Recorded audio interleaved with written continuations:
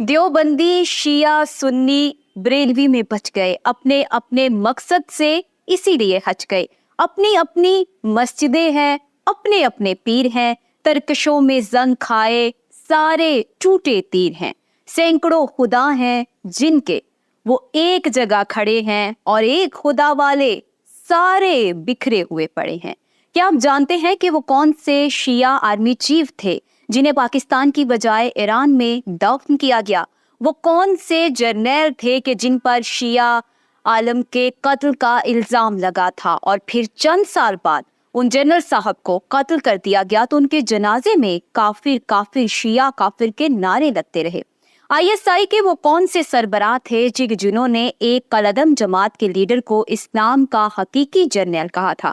ہمارے کون سے آرمی چیف تھے کہ جن کی اقتداء میں امام کعبہ نے بھی نماز پڑھی؟ تو دوستو، آج کے ویڈیو میں ہم جانیں گے کہ افواج پاکستان کے جرنیلوں میں کون شیعہ، کون سنی، دیوبندی اور کون اہل حدیث فقہ کے ماننے والے ہیں۔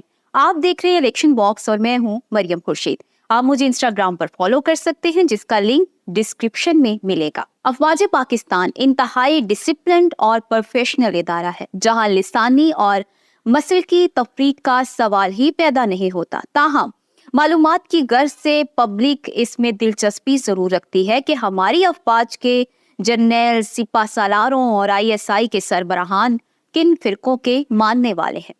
پاک فوج کے پہلے دونوں سالار جنرل فرینک والٹر میسروی اور جنرل ڈگلس ڈریڈ گریسی کرسچن تھے۔ اسی طرح سے آئی ایس آئی کے دوسرے D G major general Robert Cawthome بھی مسیحی تھے۔ یہ تینوں انگریز آرمی آفیسرز ریٹائرمنٹ کے بعد برطانیہ واپس چلے گئے۔ ہماری فوج کے پہلے مقامی آرمی چیف اور دوسرے صدر پاکستان فیلڈ مارشل محمد ایوب خان سنی العقیدہ تھے۔ نامور بیوروکریٹ ارشد سمی خان اپنی کتاب three president and an aide میں تحریر کرتے ہیں کہ جنرل ایوب خان پیر صاحب دیول شریف اور پیر صاحب آف مانیکی شریف کے عقیدت مند تھے۔ ایک مرتبہ وہ دونوں پیرانے عظام ایوان صدر میں موجود تھے کہ دونوں میں جھگڑا ہو گیا۔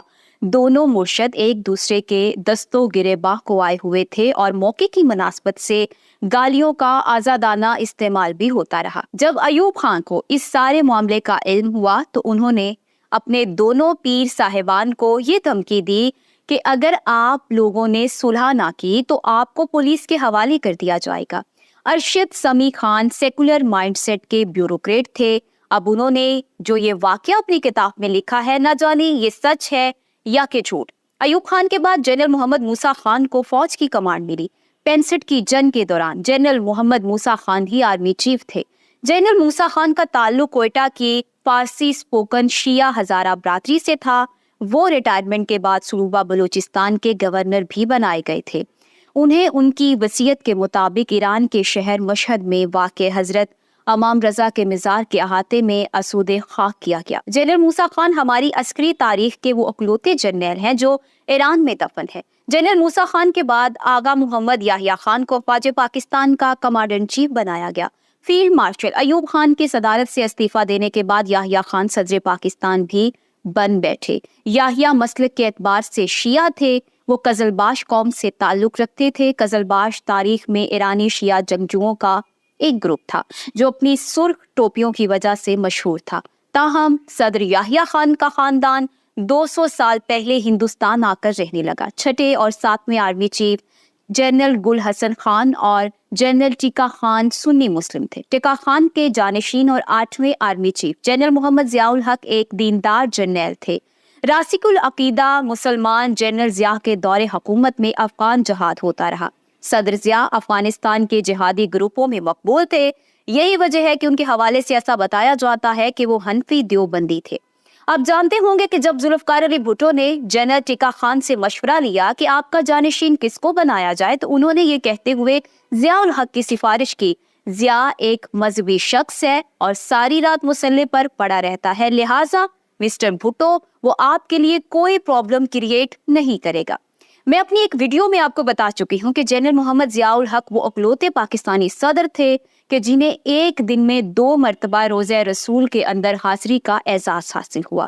جنرل ضیاء الحق کو خانہ کعبہ میں امامت کروانے کا اعزاز اس وقت حاصل ہوا جب عین نماز کے وقت امام کعبہ مصلی سے یہ کہتے ہوئے ہٹ گئے کہ مسلمانوں کے امام تو جنرل صاحب آپ ہیں، آپ ہی امامت کروائیں۔ پھر جب صدر ضیاء نے رکعت میں قرآن پاک کی تلاوت شروع کی تو آنکھوں سے آنسو بہنے لگے۔ جنرل ضیاء الحق خود بھی روئے اور ان کے اقتداء میں نماز پڑھنے والے بھی روتے رہے۔ ہم سب جانتے ہیں کہ ذوالفقار علی بھٹو نے قادیانیوں کو غیر مسلم اقلیت قرار دیا، جبکہ ضیاء الحق نے اسی بھٹو کو پھانسی کے پھندے پر چڑھا دیا۔ ہمارے سوشل میڈیا پر ایسے دعووں کی بھرمار ہے کہ جنرل ضیاء الحق در پردہ قادیانی تھے۔ جنرل حمید گل کو جہاد افغانستان کے ہیروز میں شمار کیا جاتا ہے۔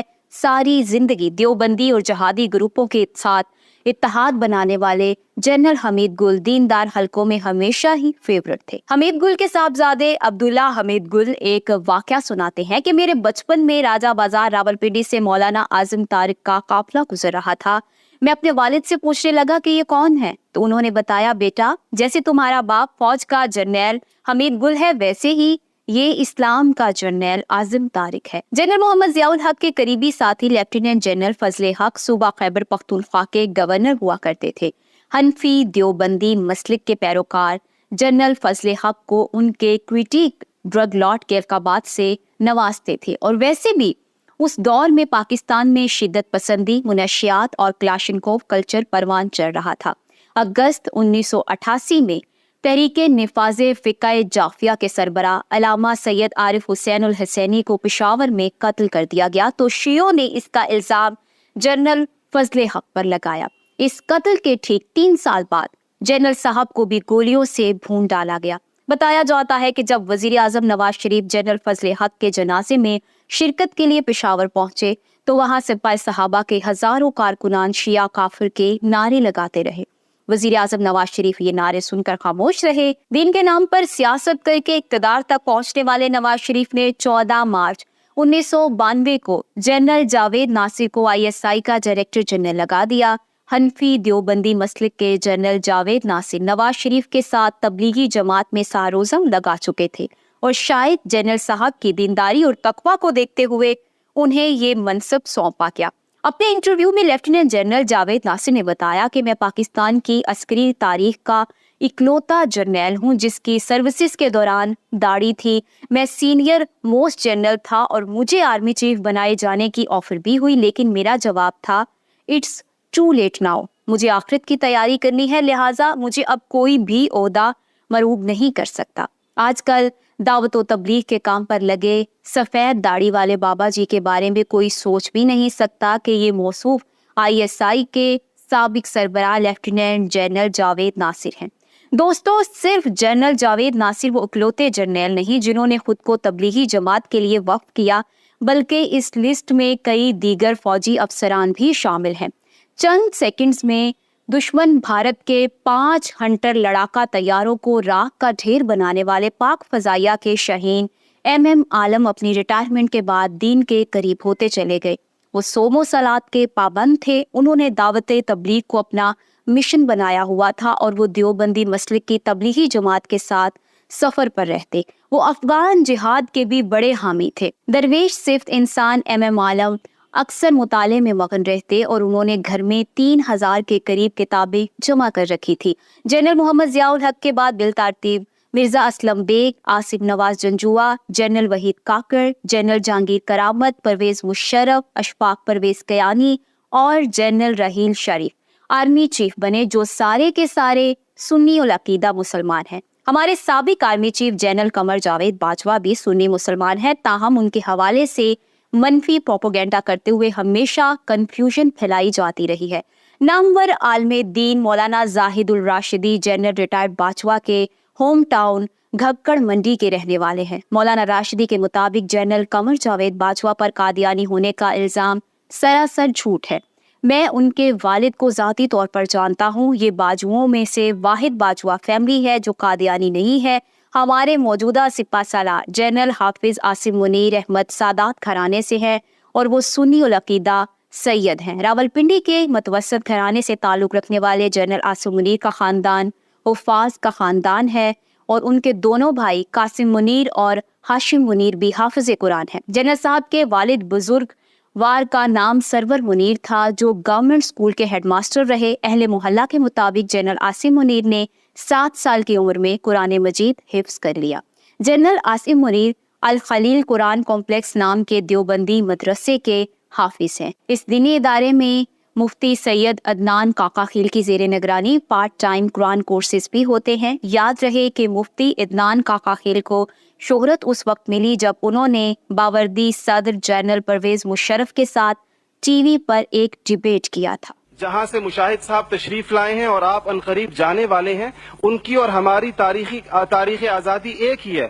ان کو اور ہم کو ہمیں اور ان کو ایک جتنا وقت ملا ہے، مگر انہوں نے اپنے ہاں جمہوری اقدار کو اتنا مضبوط کر دیا ہے کہ حکومت کتنی ناکام ثابت کیوں نہ ہو جائے، کوئی بھی افتاد ٹوٹ پڑے، یہ نہیں ہو سکتا کہ فوج بیرکوں سے نکلے اقتدار میں آ کر بیٹھ جائے۔ اسی طرح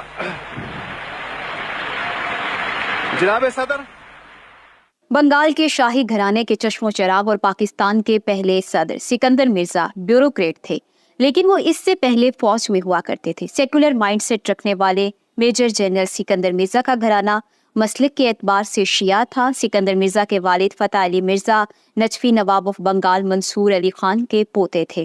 1757 کی جنگ پلاسی میں انگریزوں سے مل کر نواب آف بنگال سراج الدولہ سے غداری کرنے والے میر جعفر سکندر مرزا کے پردادا تھے۔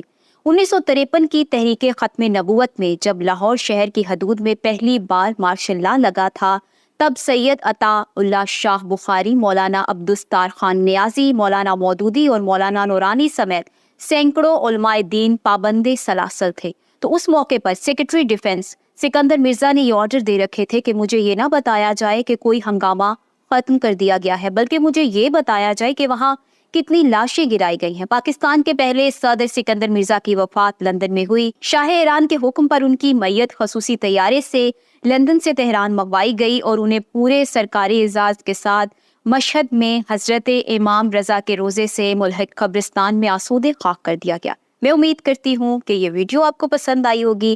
اگر آپ جنرل نیازی کی بایوگرافی دیکھنا چاہتے ہیں تو یہاں اوپر کلک کریں۔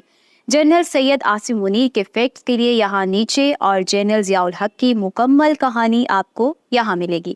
ویڈیو کو لائک شیئر کریں، الیکشن باکس لازمی سبسکرائب کر لیں اور ہماری ویڈیوز دیکھتے رہیں۔ اللہ حافظ و ناصر۔